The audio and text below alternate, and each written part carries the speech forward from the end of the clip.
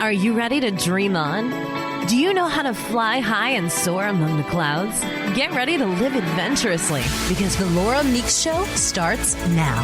Listen as Laura lifts you off the ground while teaching you how to fly high. Forget ground level drama and be prepared to confront your dreams head on as she encourages you to navigate towards your North Star and into what just might be the best life you've imagined. Dream on, live adventurously on the Laura Meeks Show. Hey, this is Laura Meeks. Welcome back to the Laura Meeks Show. We're here live on Transformation Talk Radio.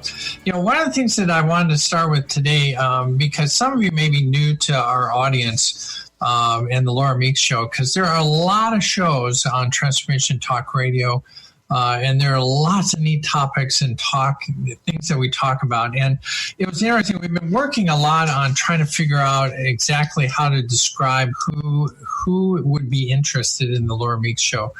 And there are a lot of things. I've got pages of things but I want to lay a couple on you because this may help you to decide whether this is the right spot. Because I think for the people that are drawn to this show, that this is the stuff that we're about. First of all, I am a dreamer. So as you hear my story and as we talk about the stuff that we're going to talk about today and we go through our shows, you'll see that a lot of the things that I've done in life is create a dream, follow a dream, and then conclude a dream. And so if you're a dreamer, if you're looking to find your dream, if you're looking to create a dream or to continue your quest on the dream that you're on right now, then this show is kind of for you. One of the other things that you'll see is that I have made a very dramatic change in my life. And if you are ready to make a really dramatic change in your life, then I am the gal that you need to talk to. I believe in the impossible. I believe doing the impossible. So if that's something that you would aspire to, doing something impossible, that's something. And I also have one of my core values is having fun. So fun is important. Today's topic deals a lot with communication, but as anybody who's watching media today realizes that today is the anniversary of 9/11. And it's, I think, important to recognize that. Now, with me today is Steve Fraire. And good to be here. Always really interesting guy. He's had a lot of stuff. He's done a lot of stuff with school administration, young kids, and helping people grow from that kind of early childhood to high school group. A lot of his background is helping those kind of people do the best things that they can. And so it's often a great conversation to hear some of the stuff that he has gone through. But 9/11, as we were getting ready for the show, right. You and I were talking a lot about the things that made us unite on 9/11. And so what I want to kind of have you reflect on to start with is you made a statement that one of the things that you felt was really important is that right after 9/11, we became united. Tell me about that and why is that important? I think what came to my mind, I started thinking of my lifetime, when were people united? I mean, I started thinking, And so I started flipping back, and because we're the United States of America, united together. But it seems now we're all over we're not as united as we used to be. So I said, when was this country on common ground? Everyone together, didn't matter ethnic background, gender, didn't matter. We're all on the same ground. Yeah. I said, after 9/11, right after that period, because we were threatened, and all of a sudden, for the first time in most people's lifetime on this soil, we were attacked.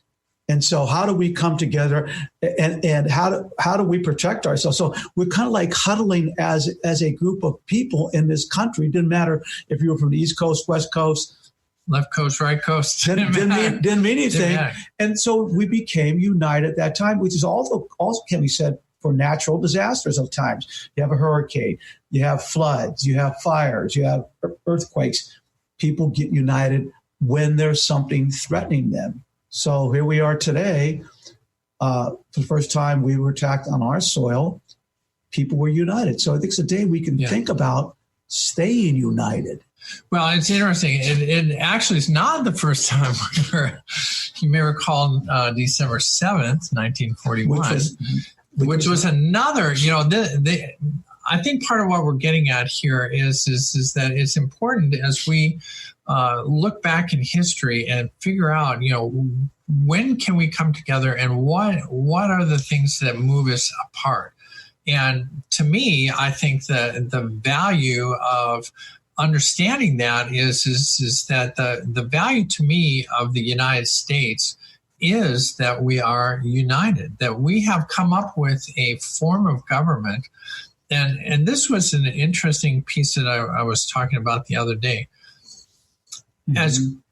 As challenging it is in our republic, in our United States, one of the things you got to think about that's interesting, different than other forms of government, is when we started the United States, there were pockets, each state, believe it or not, and I learned this recently, each state had its own army, mm-hmm. each state had its own navy, each state had its own government, each state had its own money. Now, it wasn't until everybody decided, hey, I've got this state, you're in that state, you're Massachusetts, you got all this, that people started to say, well, how are we going to trade? How are we going to trade for services? How are we going to trade for goods? Well, we need to have a common government. We need, common language. We need to have common things. And lo and behold, we created a federal government that allowed each state to think about this. So each state gave up their sovereign army, their sovereign nation, and said, we are going to be part of the United States and we're going to contribute all for one. Hey, all for one, one for all. That we wanted to create that. Now, unusually, that part of the reason this came up is because, and I want to go back to, you and I were talking before earlier about times that this happens. When do we get together? And in the movies, one of the things that I always refer back to is a movie called Independence Day with Will Smith. Yes. And one of the values that I found from that movie was as soon as there were aliens up here, then everybody down here gave up all their little battles because there's something up here that is causing that we all need to fight for. And I think part of what you're saying is that when they hit the towers, all of a sudden Americans were Americans. Exactly. Like that wasn't an attack on any. They hit New York City, and that's in America, and we're all together. Pearl Harbor, very much the same. Well, like it was a symbolic. We were actually, if you look at the news, if you go back in the reels, they didn't use the word attack for a while, but we were attacked. Make no mistake about it. So people had to hold together. Okay, wow, what's going on with us now? Let's how do we protect ourselves? A lot of people say, well, let's protect the borders. I mean, you name it. But people were talking to each other. It was like we're communicating. We're together. Okay, we are the United States of America. Somehow nowadays it's kind of like it's fragmented. Yeah. Well, and part of what we want to talk about today is what does bring communication together and what busts communication apart. Because you're absolutely right. After Pearl Harbor, everybody in America was like, oh my gosh, I can't believe that happened. And what are we all going to do? And there weren't a lot of people bickering amongst themselves because we had this other thing that was on the outside. And again, like the aliens above, when there's something bigger, then we all become one. But vice versa, part of the challenge is that it didn't take us very long after 9/11 to start getting really fearful. I mean, that was a scary, scary thing. Right. And then once we decide that we were attacked, then there becomes an us and them. And the them was somebody from the Middle East. And one of the things I think is interesting is as we evolved through that, who did really attack us, there are lots of misunderstandings about exactly who carried out that attack and who we were. But one of the things that you and I were talking about is that once that fear sets in, then all of a sudden people are not communicating. No. And one of the things that we talked about was the fact that if you looked like you were anywhere from the Middle East. Right. I was on an airplane shortly after that, and everyone boarding the airplane was looking over their shoulder naturally because we're in fear. And I remember there was a gentleman seated as you're walking on the airplane, and he had like a jacket on, but he had a T-shirt with the American flag on it. But he was, see, I'm okay. I'm with you guys. I'm with you. I'm on your team. But at that time, people were paranoid. Well, and Kelly, I mean, this is part of the challenge. And as we go through the day today, as we're coming up on a break, we're in a spot. 9/11 had some really positive things and some real negative things. And the positive thing was we recognized that we were all part of one country. As the country formed, yes, there were separate states, but they all kind of got together and said, well, we need to form a union of these states for us to accomplish the things that we want. And that accomplishment meant that we had to compromise. Exactly. So when we come back, the Laura Meeks Show is going to investigate compromise and what it takes to get over this fear so that we can talk to each other. And I have some interesting things about survival of the fittest and why that is a challenge. And connect. So this is Laura Meeks. Stay with us. We'll be right back. We'll be right back.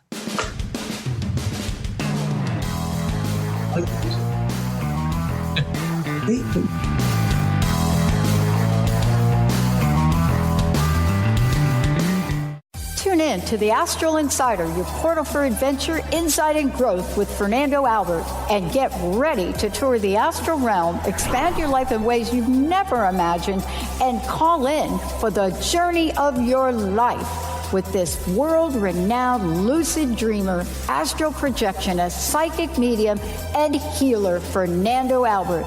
This is every second and fourth Monday at 9 a.m. Pacific on TransformationTalkRadio.com. If you have a sense that you are meant for more, join Heather Allison every third Tuesday at noon Pacific as she explores an ancient, forgotten energy within us and helps us access our original archetypal blueprint. The Golden Path will help you remember the key to unlocking your life, love, success, and magic you were meant for. A key to unlocking your golden path. Visit heather-allison.com. Learn and explore fascinating and practical uses of essential oils, how to use them, and how they can enhance your everyday life. The Oil Lounge was founded by 3 remarkable women with fascinating stories about how essential oils changed their lives. Tina and Laura from The Karmic Path have joined forces to educate the masses in the benefits of Young Living essential oils. For more information, visit theoillounge.com. Are you ready to finally feel empowered and knowledgeable in your political stance? Let Marcia Padilla-Goad educate you on exactly how important grassroots advocacy is in a relatable way to all parties and all perspectives. Tune in to Grassroots Advocacy Radio with Marcia every first Tuesday of the month at 12 p.m. Pacific and 3 p.m. Eastern on TransformationTalkRadio.com. For more, visit DynamicsInPublicAffairs.com. Choose the new earth on the Cornelia Stephanie Show. Tune in each week on Transformation Talk Radio as Cornelia takes listeners on an odyssey of higher consciousness to inspire, educate, and empower. Cornelia guides people on the path of self-healing, peace, and liberation. The Cornelia Stephanie Show is your catalyst for anchoring heaven on earth on a global scale. For more information, go to CorneliaStephanie.com. People often ask, what does it mean to thrive? On Thrive by Jen Radio, it means body confidence, mind fulfillment, and soul synchronicity. Create synchronicity with God and learn as Jen shares action steps and real stories that will inspire you to be unstoppable in fulfilling your purpose. Tune in live each Monday at 8 a.m. Pacific on TransformationTalkRadio.com and visit JenniferZellup.com to thrive with Jen.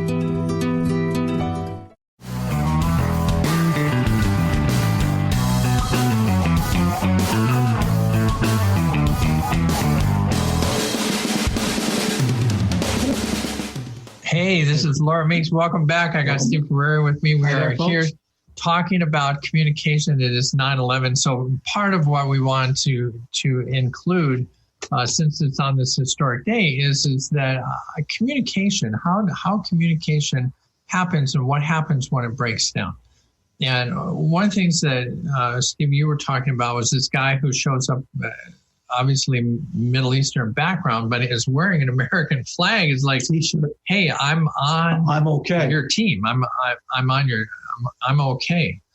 And one of the things you're talking about in the break is that it's very easy for communication to break down. After 9/11, there was kind of all of a sudden this fear, and fear is one of probably the biggest things that keep you from communicating. Is that once that fear sets in, then you don't want to talk. Now, in your experience, you have done a lot of your work deals with talking. Correct. And talking is, so share with us a little bit, perhaps, some of the times that you found, well, in fact, let's talk about the dog. Can you add in the dog story about how that helps communication? That's a good story. Being pet lovers, I had, when I went to I was from San Francisco, so I went to San Diego to work at the County Office of Education, Child Welfare, Attendance, School Safety. I had never really worked a lot with elementary kids, which is, your K through 6, basically. Right. So part of my job was dealing with kids who weren't going to school and the truancy and those kind of things. And so I have to go over to, by the way, it was Coronado the first time I did this. And so I'm going over there. And I'm talking to these kids. I'm not getting anywhere. But I have a little dog. My little dog is Charlie Brown, who's a little Shih Tzu, and it's just adorable. Looks like an Ewok. And I had a little jacket that said Student Support Services. So everybody, forgive me, I walk in with Charlie. They love me out. They love him. So anyway, I used to put the dog on the lap of these little, second or third. Hey, why aren't you going to school? And with the little puppy there sitting there, they would start talking to me. Icebreakers. So there's different ways to break that ice, to get people to start talking to them. Once you stop talking, once you can't get them to talk, how do you get them to talk? Well, now let's go down this road for a second. Sure. I think part of the reason that works is there is a bond of trust. Yes. Between you. Tell me about trust and how that fits into your communication. Why?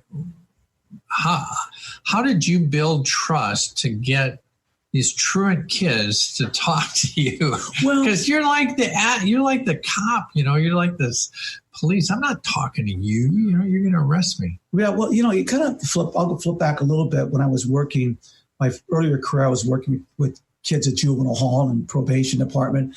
One of the things is honesty is really important.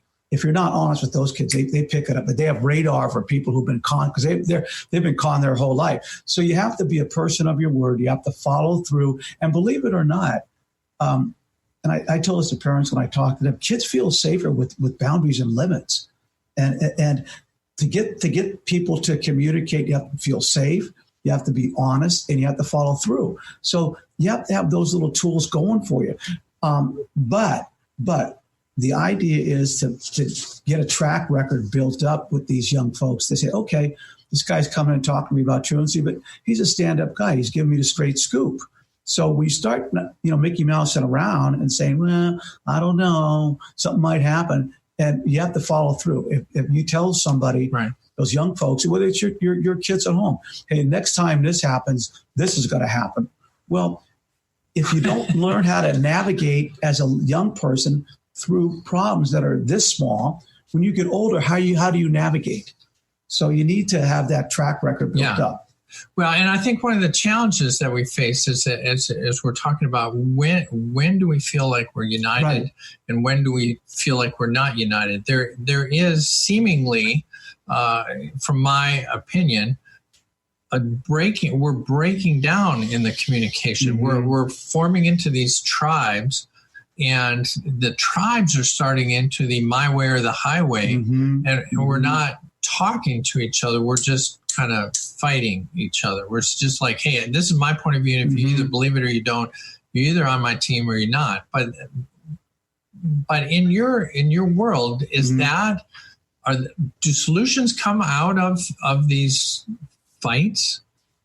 No, not you. No, what happens is if you're given to I call drawing a line in the sand. Right. Hey, either you're with me or against me.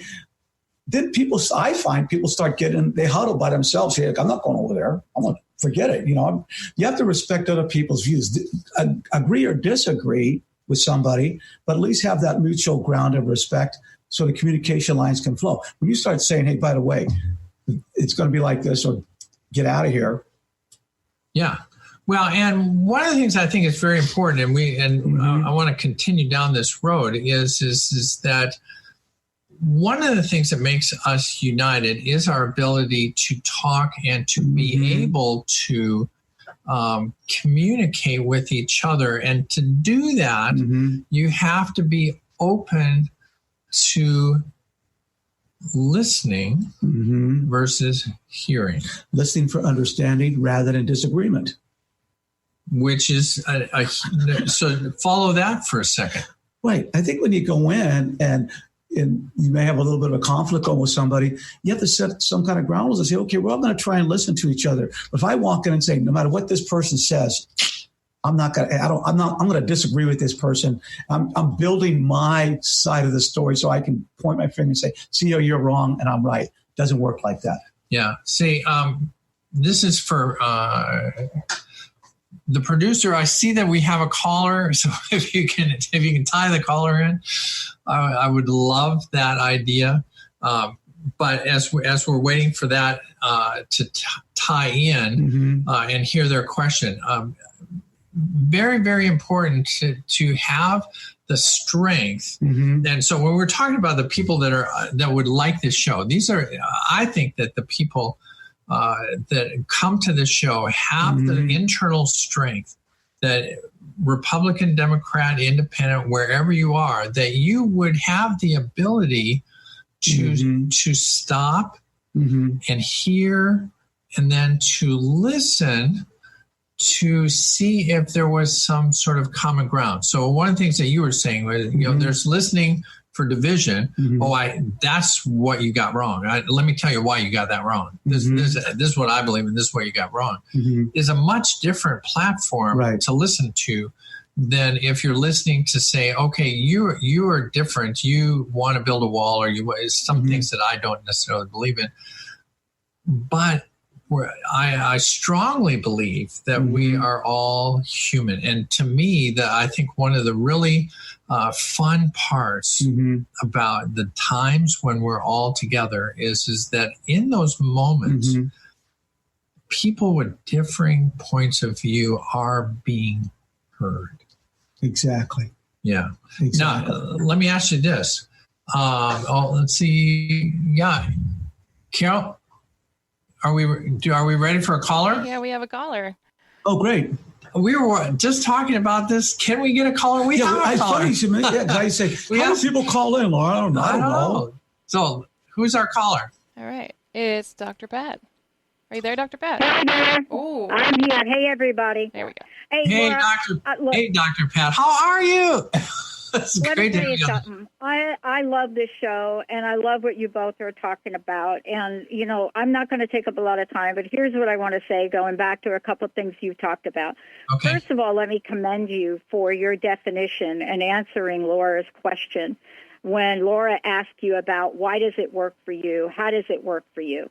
Because what you said, Steve, is what you were talking about was something I studied for 10 years. And the work that you're doing and what you're doing If we could only apply your blueprint to the lawmakers in Washington, D.C., we would be a lot better.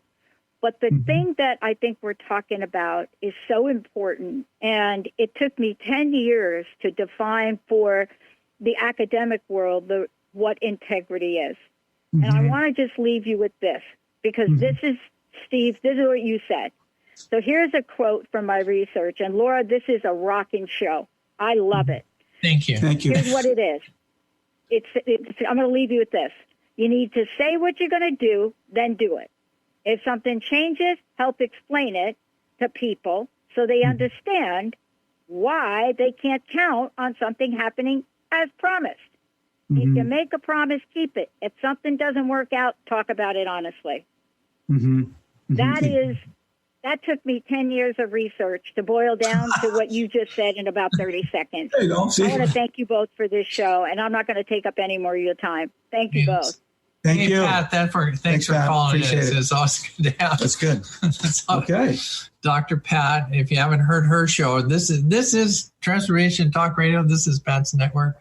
And so it's great to hear from Dr. Pat and hear her inputs, because these are really, really, really important things, I think, in people's lives. And I think that's what makes this radio and this broadcast important is that these are things that I think people need to think about. One of the things that I put in my list of who likes to talk or listen to Transformation Talk Radio is somebody who is always looking for more, a different point of view, a different angle on something. And I think when we talk about communication and the ability to gather information, all Americans have we are all united, and we all have some important things. Now, there may be 90% of stuff that they are saying that doesn't ring your bell, but everybody's got some little piece. When we come back,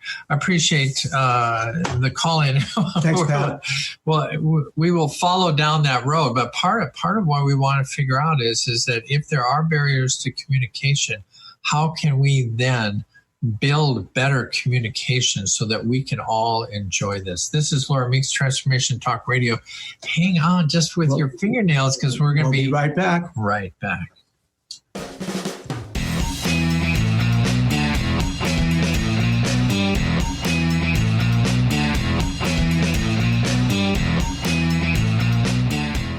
Do you want the knowledge and wisdom to understand where spirituality, science, and psychology intersect?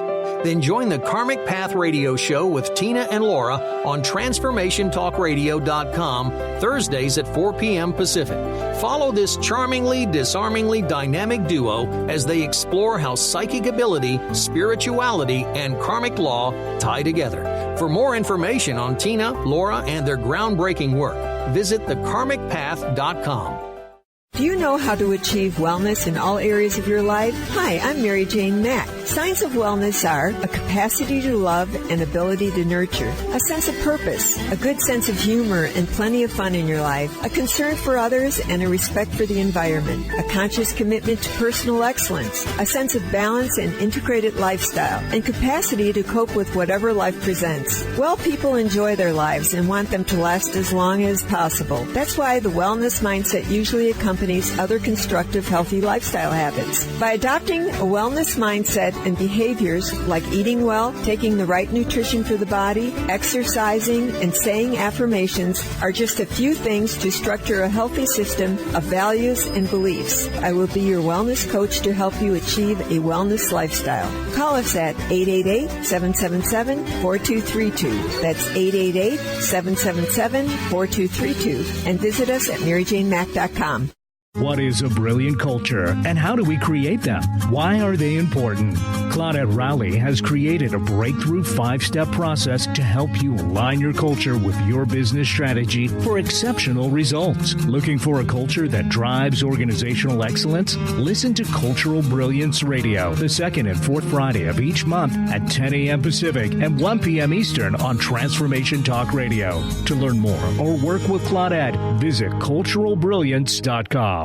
On the cutting edge of the new mainstream, Christine Upchurch is passionate about bringing together science, psychology, and spirituality in a way that can be applied to our everyday lives for true transformation. The Christine Upchurch Show, stellar conversations to illuminate your journey, engages some of the most outstanding visionaries on the planet in lively dialogue to inspire you to become that bright light you're meant to be. Join Christine every Friday at 11 a.m. Pacific Time on KKNW, AM 1150, and Transformation Talk Radio. Do you know how powerful your thoughts and beliefs are in determining your experience of your life? Is it really true that simply by changing some of the words you use in your day-to-day language, that you can change your life? I'm Megan Edge. Join me on Playing on the Edge, Radical Change with Ease, with my co-host Dr. Pat on Transformation Talk Radio. I look forward to seeing you there. To find out more about Megan Edge, visit her website at meganedge.ca.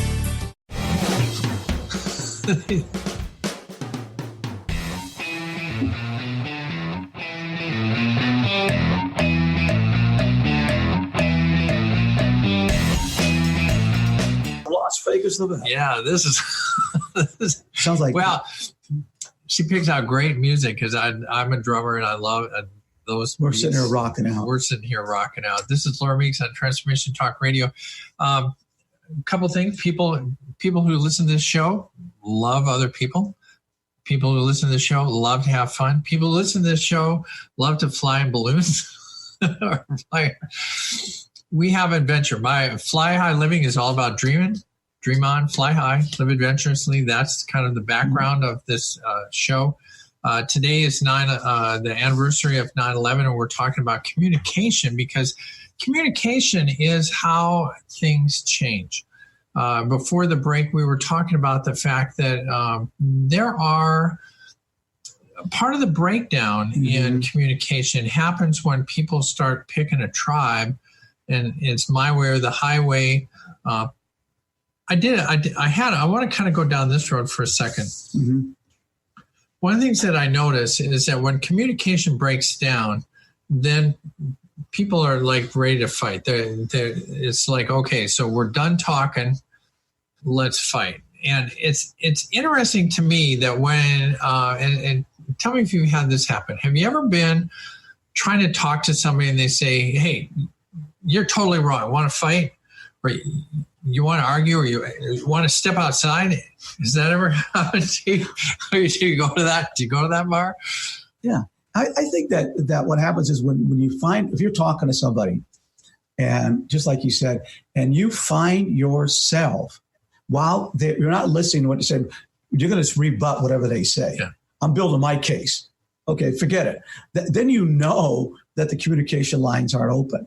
But if you find yourself listening to really hear what they're saying, and rather than just giving a rebuttal, then you're better off, because then something that the flow of communication is going to start. But a lot has to do with trust. If you don't have trust, like raising children, doesn't make you. And today's world, where a lot of the young folks are on some type of electronic device a lot of the time and are texting or whatever, the communication lines are different. It's a different way of communicating. When I was a school administrator, I could find if someone was in the hallway doing something they shouldn't be doing, doesn't matter what, fill in the blanks. He's a guy. Fill in the blanks. I could freeze a student by looking at him sometimes.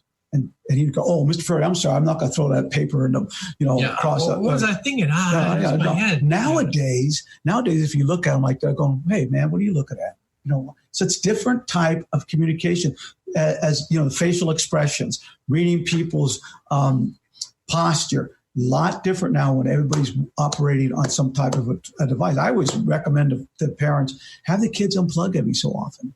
Have them just talk to you and see what happens. Well, and I do want to go down the technology thing. I've got a whole little piece that I want to talk about that, because it is important. We are communicating in a different, and part of the challenge of communication, I think, with devices, and we had this happen in our company. So we had a large consulting company, 40 people, and we were all over the country, and we started communicating. And I have to tell you, one of the biggest challenges we had was flaming email fights.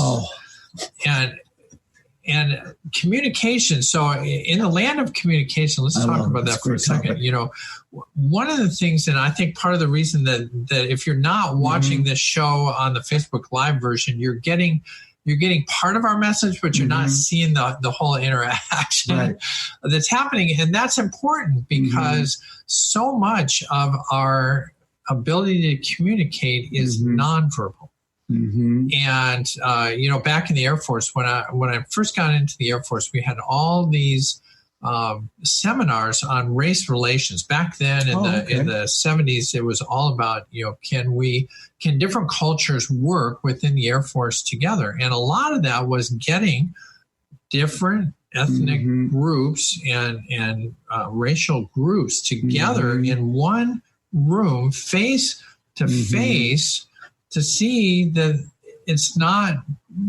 people are not that scary in person. And, you know, one of the things that we were talking about after 9/11, all of a sudden anybody that had any ethnicity that looked Middle Eastern was all of a sudden, you know, people didn't come up and say, hey, you know, are you an American?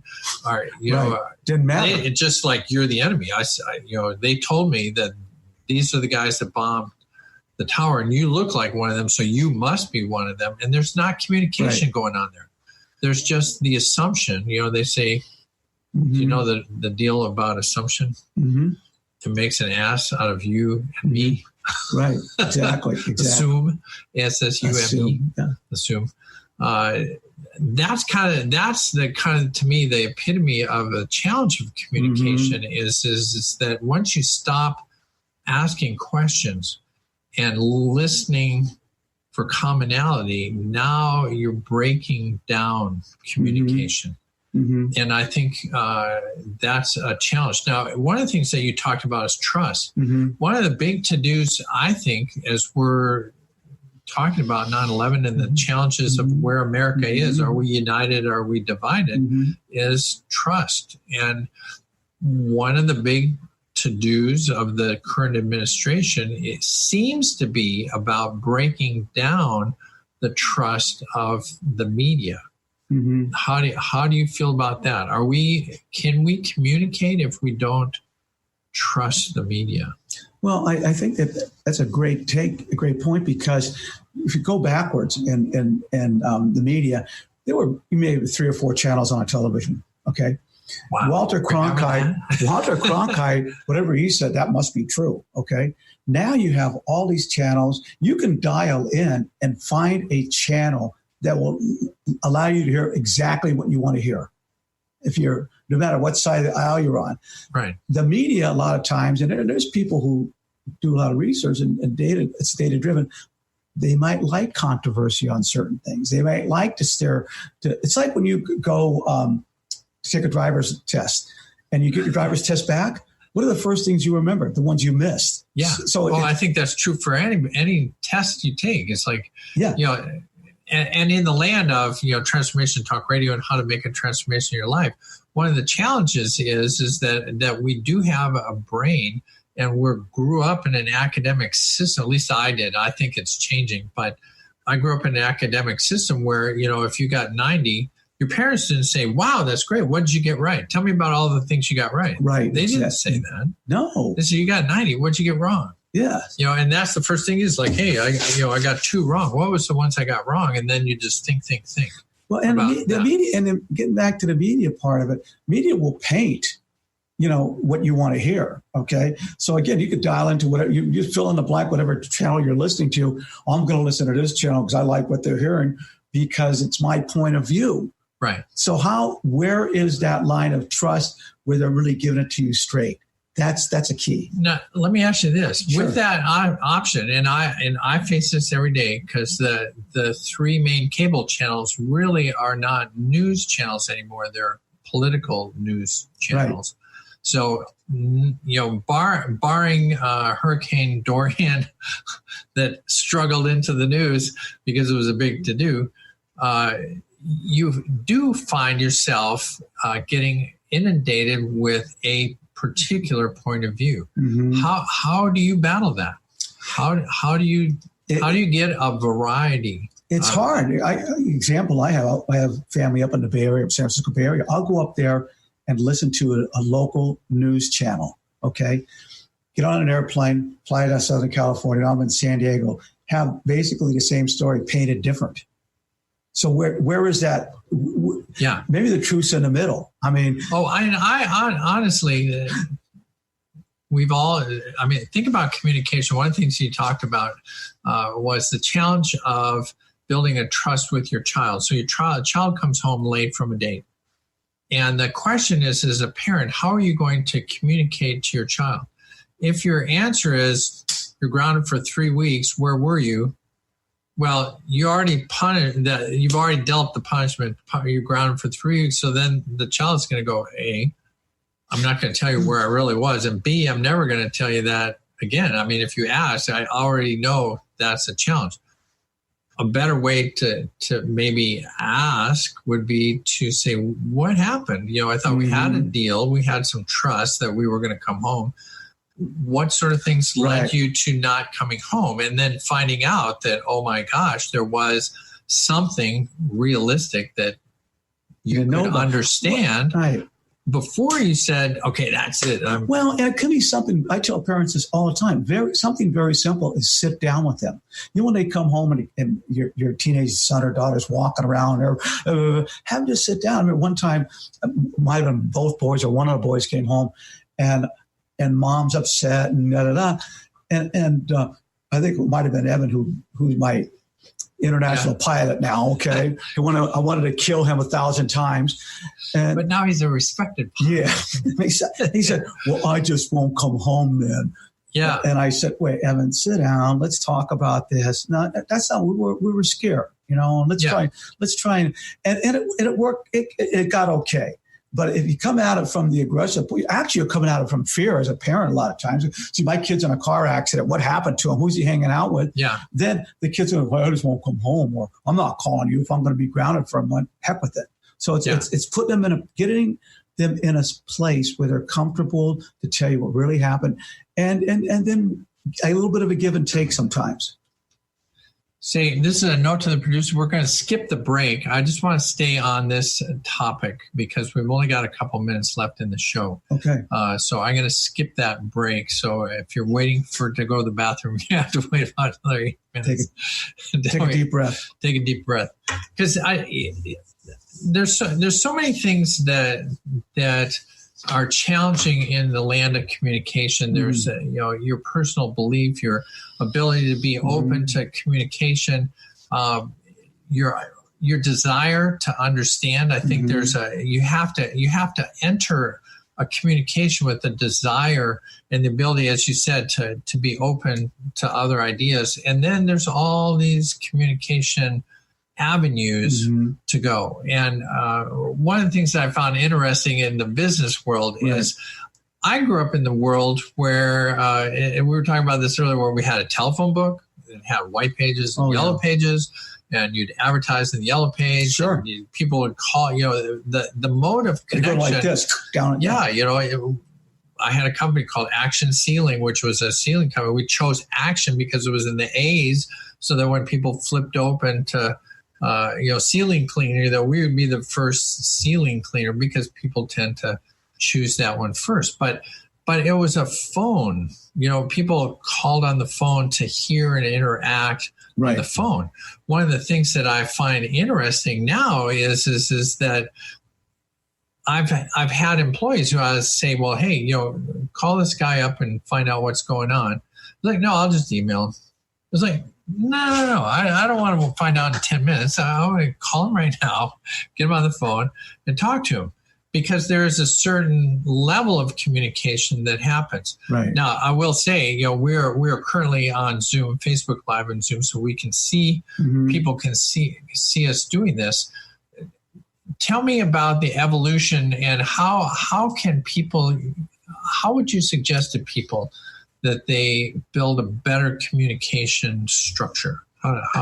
Well, I think that one of the short answers is not just to rely on one mode of communication. If you're relying on one mode, get these people. And part of one of my jobs with schools in San Diego was a complaint department, basically, for everything. Everything went on in 42 districts. And people would call me. It's a great story. People would call me up, but they would start obviously the school side or maybe go to the district level. Quite often, people would call me up and were fired up about not being heard by somebody, not being acknowledged. So it became not being heard, not being acknowledged became more important for, what really happened? What was the complaint about? Oh, yeah, I'm mad about that, but I'm mad it wasn't being heard. So I think with all the different modes of communication we have, to start look at different ways of doing it. Could emails are fine, but as you mentioned, verbal communication, that you're hearing a person's voice. Hey, how you doing? Let me tell you what's going on here. Like in your case with the business. Hey, I want to follow up on this. Oh, really? You took the time to call me. What? Something different. Yeah. Well, and it's interesting too that you say that you took the time to call me.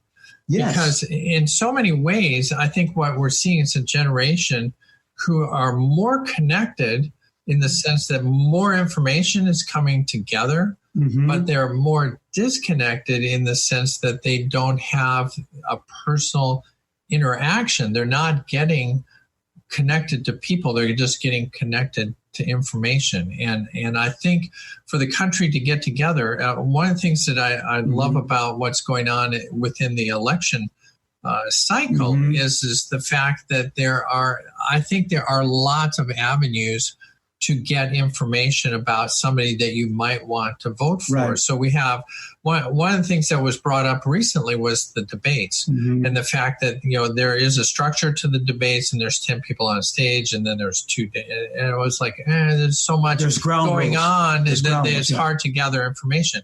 But I heard the head of the DNC talk the other day, and one of the things that I thought was important is the debates are not the only method. Just like you say, you need to have a variety of tools to communicate. And I think that the closer that you can get to human contact, the closer you can get to that, the better the information that you're going to communicate. Once you get into texting, emails, tweeting, what can limiting, tweeting is like the antithesis of communication. It's like limited to, I forget how many characters now, and it's just a soundbite. And I was talking earlier about the challenge of the email flame wars. We had all our consultants were all around the country. Somebody would wake up in the morning and write a letter to Steve, and Steve would get this email and saying, well, I heard you said this, that, and the other thing, and I can't possibly agree with that, and I think you're totally wrong. Send the email. Steve's email is like, what the hell you think? They would spend an hour writing this flaming email of like, you said this and I said that, and that was not what happened. Oh, yeah. And then finally, Annie and I would get a call from one of them going, I quit. It's like out of the blue. You quit. What happened? Well, so-and-so sent an email and they said this and I said that. And this, have you talked to each other? Talk to each other? Why would we talk to each other? I got all their emails. I got it all in written form. It's like, and you know what starts a lot of this? Sarcasm. A sarcasm in a tweet, sarcasm in an email, sarcasm in a Facebook post is hard to get. You have to be an expert writer to get across sarcasm. So what happens is you say something you think is kind of funny, sarcastic, and they take it as a slam. The next thing you know, you've got a fight going on. Oh, yeah. That's a great point. I remember I used to get these emails from parents who are hot on a topic, okay? And I say, well, come to my office. And these, serious emails, like sometimes in different colors and capital letters and you name it. Capital tweet. Yeah, wow. And they said, let's come to my office and talk. So come on in. And this person would sit down and go, how can this be the same person who wrote this? This is really a nice person. But here, it was like, it's a different mode. Just when you push that send button, that's a whole different program than sitting down with somebody face to face. Hey, tell me what you're really angry about. Well, really maybe not that bad, but your modes change. Yeah. And you're building up that connection. hard. Sometimes it's hard to connect. It's a connection, granted. Yeah. Well, I want to go back to one of the things that you said, because I think you capture in some regard the heart of the challenge of communication is people want to be heard. And it's interesting. Here's kind of another piece of that pie. One of the things that is happening now, and perhaps I'm part of this challenge, is that everybody wants to be heard. So there are thousands of ways, Facebook and blogs and posts and radio and TV and all these ways to say what you're saying. But then the common complaint is no one heard me.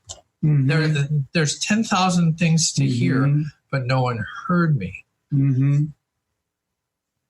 I think when you start looking at the breakdown of communication, when people are getting to this, I'm going to fight you for this, you're wrong. Don't you think part of that is they're just not being heard, and that well, the frustration sits in, and the more frustrated you are, the angrier you become, and you start digging in. The other side's digging in, like you said. Let's go outside and duke it out, so to speak. Yeah, and nothing happens.